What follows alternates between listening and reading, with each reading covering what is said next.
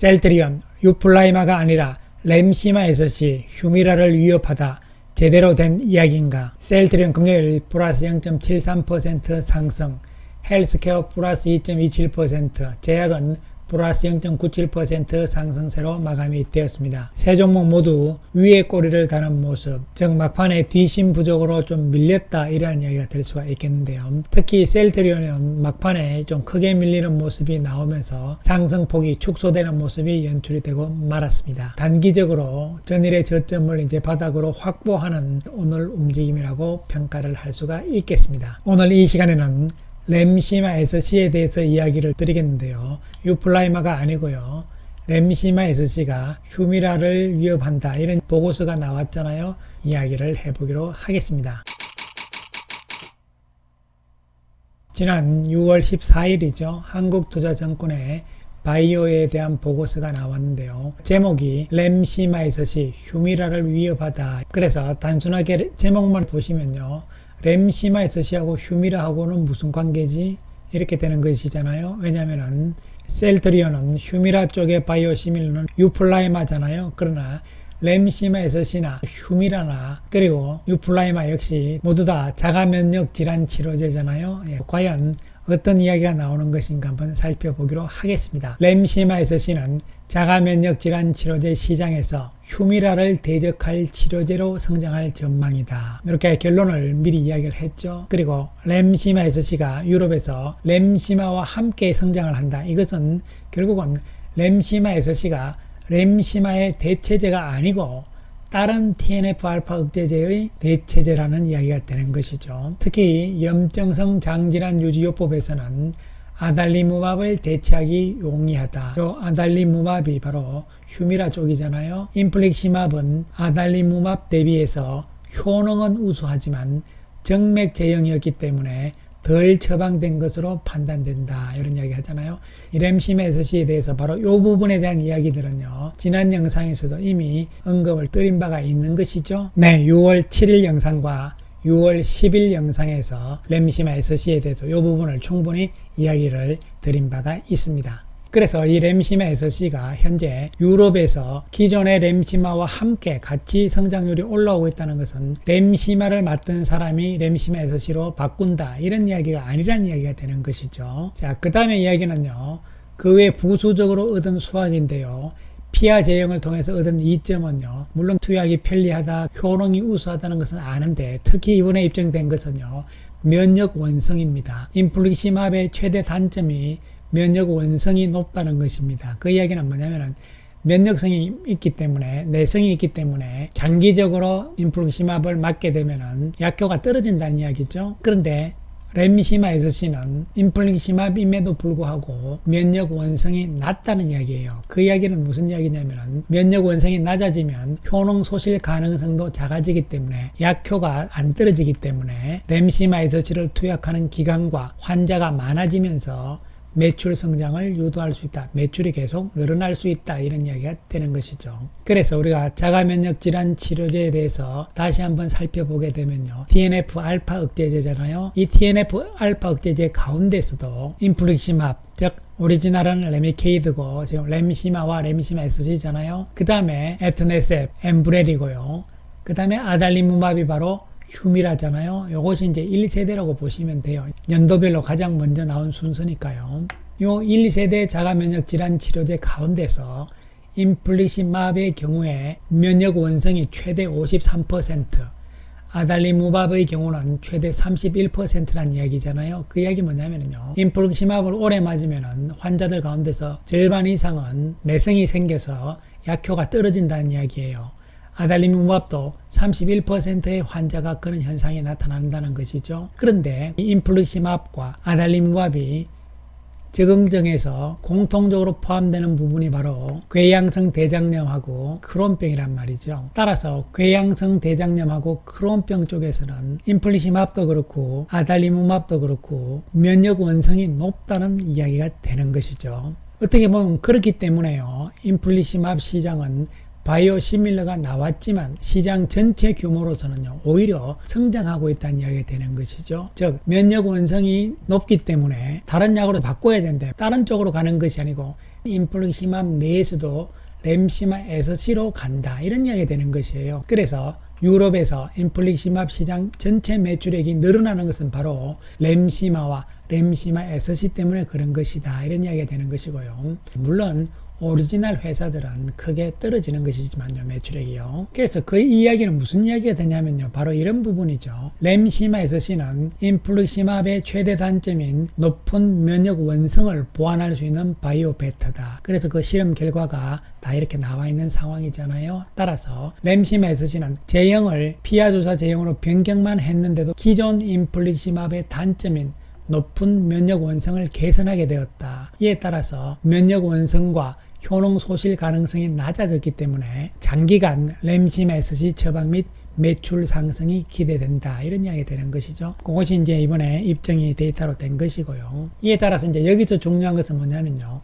그렇다면 이 램시마 SC가 어떤 적응증에서 점유율을 확대할 것인가 이런 부분이잖아요. TNF-알파 억제제는요. 오리지널 바이오약품은 총 5개가 있는데 시장 규모는 아달리무밥이 가장 크고요. 에터네셋과 인플루시맘이 비슷한 시장 규모잖아요. 심폰이라든가 심지아가 들어왔는데 시장 규모는 상대적으로 좀 작다고 보시면 되는 것이죠. 따라서 이 세 가지의 TNF-알파 억제제 가운데서 그 적응증을 봤을 때 어느 쪽으로 침투를 할 수 있을 것인가, 휴미라를 맞던 환자들도 뺏어올 수 있다 이런 이야기가 되는 것이잖아요. 그러면 인플루시맘이 가장 효능이 높은 적응증이 뭐냐? 그것은 어떤 적응증에서 매출이 가장 많이 나오느냐를 보면 알 수가 있는 것이잖아요. 인플루시맘은 류마티스 관절염 쪽에서 매출 비중이 40%나 나옵니다. 그리고 크론병하고 궤양성 대장염 두 개를 합치면은 45%잖아요. 그러니까 이 두 개를 합친 거하고 이것이 바로 IBD입니다. 염증성 장질환이고요. 그리고 류마티스 관절염 이 세 개라고 보시면 되는 것이죠. 따라서 램시마 SC가 이 세 가지 적응증에 대해서는 자신 있다 이런 이야기가 되는 것이죠. 그렇기 때문에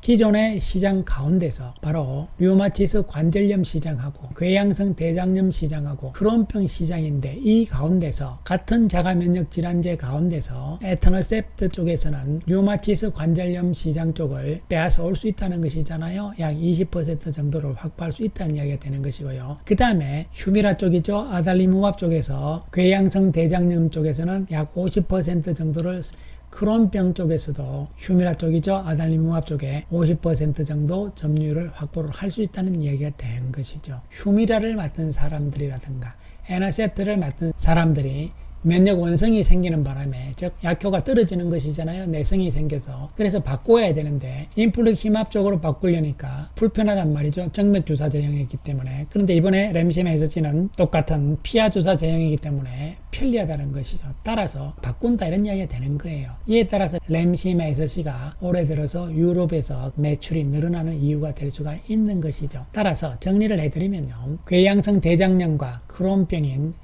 염증성 장질환 쪽에서는 휴미라가 차지하고 있는 이 아달리무밥이잖아요. 이쪽 시장의 점유율 절반 정도 확보가 가능할 전망이다. 이렇게 되어 있는 것이고요.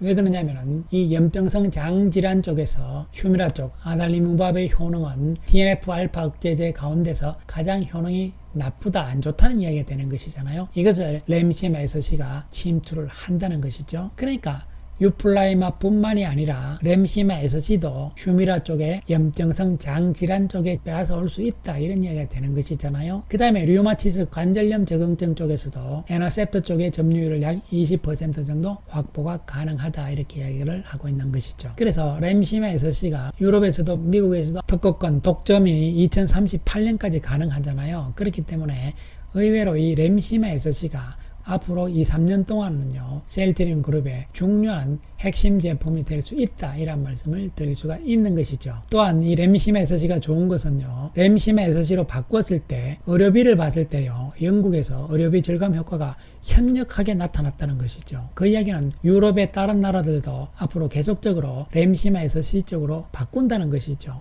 유럽은 국가적인 차원에서의 의료비 절감이 중요하잖아요. 복지사회이기 때문에요. 미국도 비슷한 개념으로 갈 수가 있는 것이죠. 이에 따라서 램시마와 램시마 에서시의 매출 전망인데요. 이것은 셀트리온의 매출입니다. 그러니까 헬스케어가 아니고요. 올해 보시면요. 램시마 에서시의 매출액이 셀트리온이 램시마보다 더 많이 미리 생산을 한다는 이야기잖아요. 생산량이 크게 줄지 않는 것이잖아요. 즉 다시 말씀드리면요. 20년에 램시마 에서시를 크게 셀트리온이 미리 만들었잖아요. 그 다음에는 2년 동안 전혀 없었잖아요. 안 만들었다는 이야기죠. 이러한 상황이 아니라는 것이죠. 앞으로는 계속적으로 램시마 에서시의 매출이 들어온다는 이야기는 그만큼 헬스케어를 통해서 전 세계적으로 램시마 에서시가 잘 팔린다 이런 이야기가 될 수가 있는 것이죠. 그리고 구체적으로 램시마 에서시의 헬스케어 쪽의 매출을 보는 것이 중요하잖아요. 최근 나온 보고서들의 컨센서스 평균을 보시면요. 어쨌든 올해는 3,800억 정도가 예상이 되고 있고요. 내년에는 5천억 이상이 지금 예상이 되고 있다는 것이죠. 의미 있게 성장할 수 있다 이런 이야기고, 또 한 가지는요. 램시마 에서시는 독점이고 신약 개념이기 때문에 당연히 영업이익 측면, 수익성이 좋다는 것도 중요한 부분이라고 볼 수가 있는 것이죠. 셀들이 오늘 막판에 조금 아쉬운 모습을 보여주었는데요. 이번 한 주로 봤을 때 외국인들은 258억의 매도 우위를 보입니다. 기관들도 216억 원의 매도 우위를 보였고요. 금요일날 기관들이 소폭의 매수로 살짝 전환하는 모습이 나타나긴 했죠. 단기적으로는 바닥 확인의 의미로 해석을 할 수가 있겠습니다. 한편 헬스케어는 막판에 상대적으로 덜 밀렸잖아요. 2.27% 상승세를 보이면서 마감이 되었고요. 이번 주 외국인들은 186억의 매도 우위였지만 기관들은 26억의 매수잖아요. 기관들은 목요일 금요일 매수 우위로 전환을 좀 하는 모습이었고요. 이에 따라서 헬스케어도 지지대 쪽에 와 있는 상황이기 때문에요. 바닥을 확인하는 모습으로 해석이 될 수 있겠습니다. 한편 제약은 외국인들이 이번 주 56억의 매도였고요. 기관들은 46억의 매수 우위입니다. 목요일 금요일 날 기관 투자가들이 매수로 들어오면서 반등을 유도하고 있는 모습이 나오는 것이죠. 이에 따라서 우리가 램시마 에서시에 대해서 그동안 잘 몰랐던 부분들을 다시 한번 정리를 하면서요. 올 한 해는 램시마 에서시가 유럽에서의 성장이 얼만큼 가파르게 나올 것이냐 이런 것이 중요하고, 내년에 미국으로 갔을 때 그 결과는 바로 나올 가능성이라는 측면이죠. 지금 단기적인 상황에서 수급적인 측면이 상당히 안 들어오고 있는 상황이긴 합니다. 시장 전체적인 분위기 측면에서 바이오 쪽에 소외되는 분위기도 작용을 하고 있는 상황이긴 합니다만요. 하지만 이번 2분기 실적에 대해서도 특별한 문제가 없다는 관점이기 때문에요. 답답한 상황이긴 하지만 시간을 좀 더 기다릴 수밖에 없는 상황이라고 말씀을 드리겠습니다. 감사합니다.